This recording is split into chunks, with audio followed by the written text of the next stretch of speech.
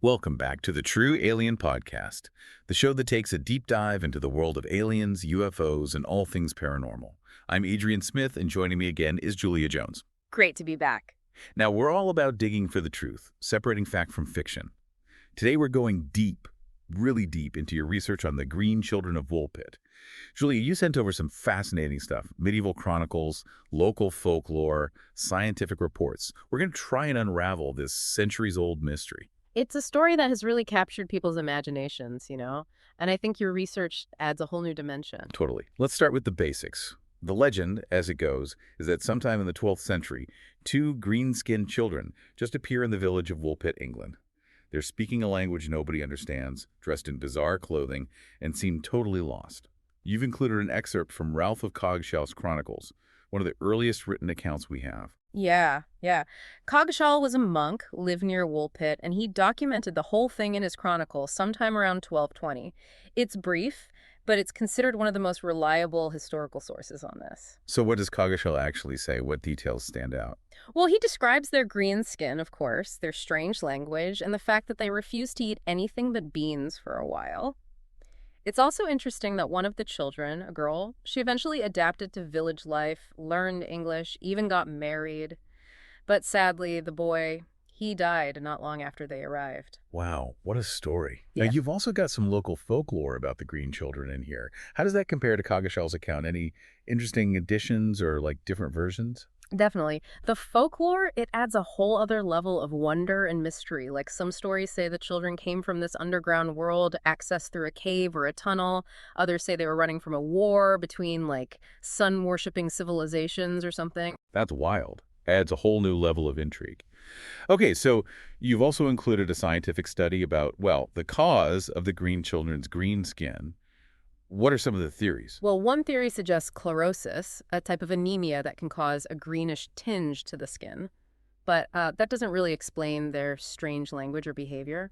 Another theory points to arsenic poisoning, which can also cause skin discoloration. But again, doesn't explain the whole picture. The mystery continues. It's amazing how this legend still sparks debate and speculation, even after all these centuries. You've also provided some archaeological reports from digs in Woolpit. Have they found anything that sheds light on the mystery? There have been some interesting finds. In the 1990s, archaeologists uncovered a network of underground tunnels beneath Woolpit. They date back to the medieval period, and some believe they could be connected to the folklore about the children emerging from an underground world. Hold on, so those tunnels could be the real deal, the entryway to the world of the Green Children. That's mind-blowing. You've also sent a linguistic analysis of the children's supposed language. What's the deal with that? Linguists have tried to decipher the few words we have recorded, but there's no clear answer. Some think it could be a Flemish dialect. Others say it's completely unknown. An unknown language, now we're talking. This is what makes the Green Children legend so compelling, It blends history, folklore, science, and mystery all in one. We're left guessing. It's a good reminder that there are still things out there we don't understand that challenge our understanding of the world. And sometimes the most fascinating stories are the ones rooted in real historical events. Okay, so we've got the historical accounts, the folklore, the scientific theories, the archaeological evidence. Now let's get to the really interesting stuff. You've got a paper that explores the idea that the Green Children weren't just lost travelers, but visitors from another dimension.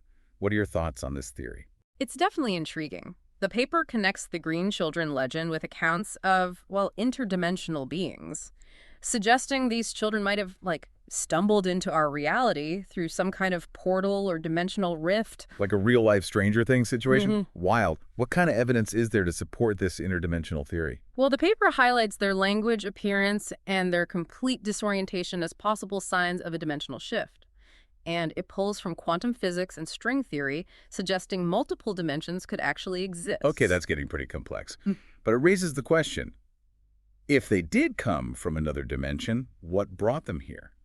And what happened to them once they arrived? That's where things get even more interesting. You sent over a document that claims to be a translation of a medieval text, the Woolpit Codex. It's supposedly written in the Green Children's language, and it tells their whole journey to our world. Yeah, this codex is, it's controversial to say the least. Some scholars think it's a fake, but others believe it could be the key to the whole Green Children mystery. It sounds like something right out of a Dan Brown novel. Yeah. What does it actually say? What's the story? Well, it describes this world, a world of constant twilight, where the sun never really rises, and the people there, they've adapted to this dim light. It talks about this cataclysmic event that forced the green children to leave their world and find refuge in, well, our dimension. So they're like climate refugees from another dimension. That's heavy stuff. It makes you think, with everything going on here on Earth, it's like a warning from the cosmos. Yeah, it really does make you think about our relationship with the environment and what could happen if we don't take care of it. The Codex also mentions a device, a kind of interdimensional compass that helped the green children travel between worlds. Wait, an interdimensional compass? Is that like a cosmic GPS or something? Yeah, What happened to it? Could it still be out there? that's a question your research might answer. You included a report from a local metal detectorist who claims to have found a strange artifact buried near Woolpit. It's small, metallic, with these engravings that match the descriptions in the Codex. Could this be the compass? No way. That's insane. It's like the pieces of the puzzle are coming together. Yeah. But if this thing is real, and if it can actually open portals to other dimensions, that's kind of scary, right? Who else might be looking for it, and what would they do with that kind of power? Exactly. Your research also mentions this, like, shadowy organization, right? They're obsessed with ancient artifacts and paranormal stuff. They've been connected to disappearances and strange events around Woolpit. Some people think they're after the compass, wanting to use it for, well, who knows what. So we've got a secret society hunting for an alien artifact that can open portals to other dimensions. This is like straight out of the X-Files. Oh. Okay, but let's get back to the green children. What happened to them after they arrived in Woolpit? Well, the historical accounts tell us they were taken in by a local villager, Richard Decombe. The girl, she was named Agnes, learned English, adapted to life there, even got married. She said she came from a place called St. Martin's Land, where everything was green and the sun never really shone. Amazing. What about the boy, though? Sadly, the boy, he never got an English name. He died soon after they got to Woolpit. We don't know why, but some speculate he just couldn't handle the different air, the food in our world. Tragic. But it makes you wonder, if they came from a world of, like, constant twilight, how did they even survive in our world with all this bright sunlight? You included a scientific paper that looks at the physiological adaptations they might have had to live in different light environments. Right. The paper suggests their eyes might have been super sensitive to light, like nocturnal animals. Their green skin could have been camouflage in their world, or maybe like a side effect of their biology. So they were green in more ways than one. Now, you also have some accounts from people who claim to be descendants of Agnes, the green girl. What do they say? Do they have any unusual traits or abilities that might be linked to their, well, otherworldly heritage? There are stories of descendants with really green eyes or being really sensitive to light, but without genetic testing, there's no way to know for sure if it's related to the green children or just, random chance. Okay, let's recap. We've got the legend of the green children, the possibility they came from a world of twilight, the codex that tells their story, the interdimensional compass, the secret organization that wants it, and even people today who might be carrying a little bit of that otherworldly heritage. Don't forget the scientific analysis, the historical context, and the mystery that still surrounds it all. It's an amazing story that keeps us fascinated. But there's one more thing in your research I want to touch on. You included a report from a psychic medium who claims to have contacted the spirit of Agnes, the green girl. Now, I know this might be a bit out there, but I'm curious, what do you make of it? Well, psychic phenomena isn't really my area of expertise, but I always keep an open mind. What does the report say about Agnes's experiences and her connection to the whole legend? The medium says Agnes felt a deep longing for her home world, but also a strong connection to the family she created in Woolpit. She was worried about her people and warned against messing with interdimensional forces.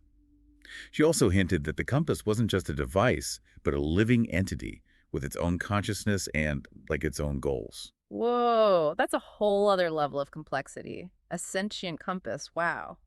It makes you wonder if the compass chose the green children, or if they chose it, and what would happen if it fell into the wrong hands. And that's where we'll leave our deep dive into your research for now. We've only just scratched the surface of the green children mystery. So many questions are still unanswered. Absolutely. Like, what really happened to them? Where did they come from? And what happened to their civilization? Is the compass real? And if so, where is it now? And what about that shadowy organization? What are they really up to? Welcome back to the True Alien Podcast. It's Adrian here with Julia. We're wrapping up our exploration of the Green Children of Woolpit, and your research is, well, it's pretty incredible. It's been a wild ride. From medieval chronicles to, psychic mediums, we've covered a lot of ground. And we still have so many questions. But before we go there, there's one more thing in your research I want to touch on. It's this fascinating sociological study on the cultural impact of the Green Children legend. Oh, yeah. The legend has been, interpreted and reinterpreted over the centuries, reflecting, I guess, how society views the unknown, the other. So how has the perception of the Green Children changed over time? What does that tell us about ourselves? Well, in the early accounts, they were often seen as these otherworldly beings, maybe even fairies or demons. Then, as scientific thought became more prominent, the focus shifted to finding, rational explanations for their green skin and language. Yeah, like in your research with the theories about chlorosis and arsenic poisoning. Exactly. And more recently, they've become these symbols of environmentalism, the search for a sustainable future. Some even see them as a metaphor for refugees, immigrants trying to adapt to a new world. That's a really powerful connection. It shows how universal the human experience is, no matter where we come from or what we look like. But let's get back to those big questions your research has raised. What can we actually conclude about the Green Children of Woolpit? Well, it's a story that doesn't have easy answers. The evidence is this mix of historical accounts, folklore, scientific theories, anecdotal reports. We might never know for sure where they came from or what their purpose was. Maybe that's okay, though. Maybe it's the mystery itself that makes this story so captivating, It makes us think, challenges what we believe, reminds us how much we don't know about the universe and our place in it. Exactly. It's a reminder to stay curious, to keep asking questions, and to be open to the possibility that, truth can be stranger than fiction. Well said, Julia. And to our listeners, wow, your research is amazing. You've given us a deeper understanding of this centuries-old mystery, opened our minds to all the possibilities.